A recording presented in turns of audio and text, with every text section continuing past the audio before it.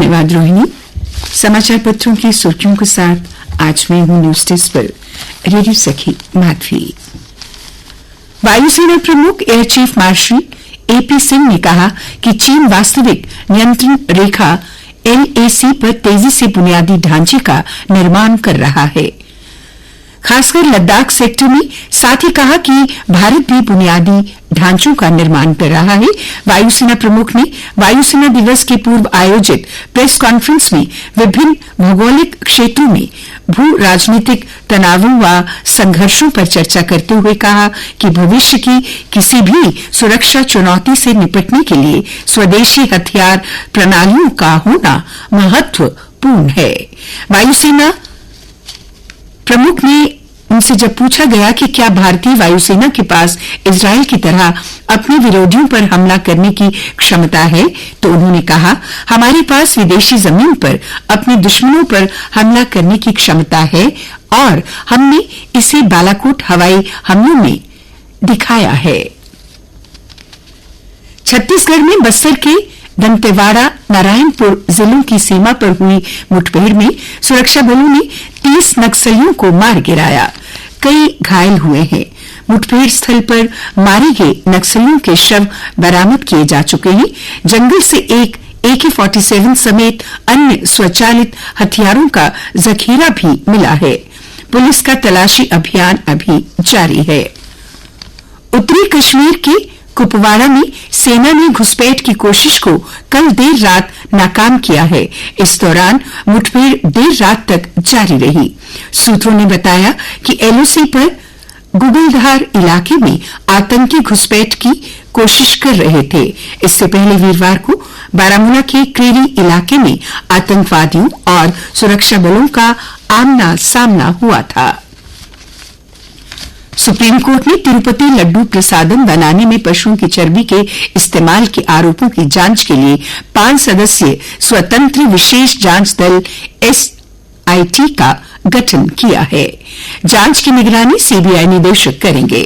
विदेश मंत्री S जयशंकर पाकिस्तान की मेजबानी में 15-16 अक्टूबर को होने जा रही शंघाई सहयोग संगठन SCO की बैठक में हिस्सा लेने इस्लामाबाद जाएंगे। पटरी से उतरे द्विपक्षीय संबंधों के बीच 9 साल बाद कोई भारतीय मंत्री पाकिस्तान जाएगा। डेंगू के बढ़ते मामलों के बीच प्लेटलेट्स के लिए भी माथापच्ची। जम्मू संभाग के कई हिस्सों से पीड़ित इलाज के लिए पहुंच रहे GMC वार्ड 2 और 3 को प्रबंधन की ओर से किया गया है तैयार। रोजाना आ रहे हैं 100 से अधिक मामले।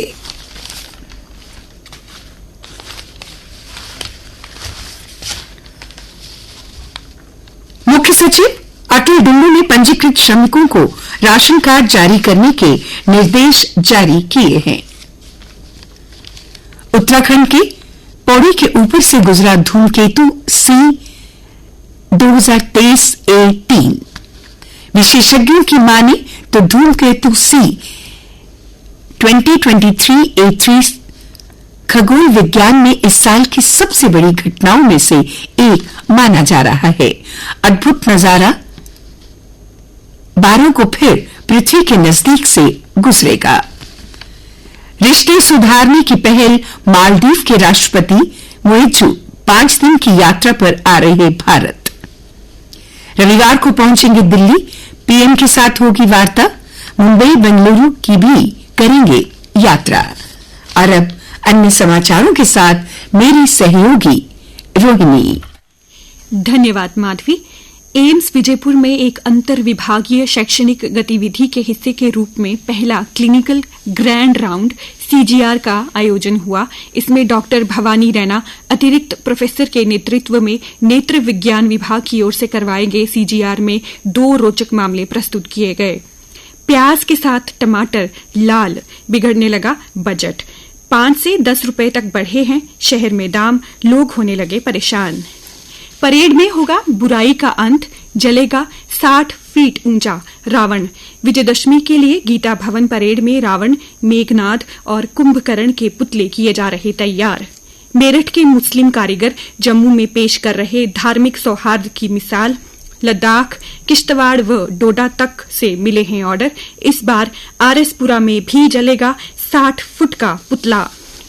श्रद्धालुओं ने मां बावेवाली के दर पर नवाया शीश, मांगी मन्नतें। दूसरे दिन भी मां काली माता के जयकारों से गूंजता रहा बागे बहु क्षेत्र, दिन भर लगी कतारें। कोल कंडोली सहित अन्य मंदिरों में भी बड़ी संख्या में आशीर्वाद लेने पहुंचे श्रद्धालु। जम्बू जू में वन्य जीवों पर आधारित प्रदर्शनी शुरू। 600 पेंटिंग की प्रदर्शनी, 3 दिनों तक चलेगी प्रदर्शनी। पहले दिन लोगों व छात्रों ने निहारी वन्य जीवों पर पेंटिंग। खेल समाचार।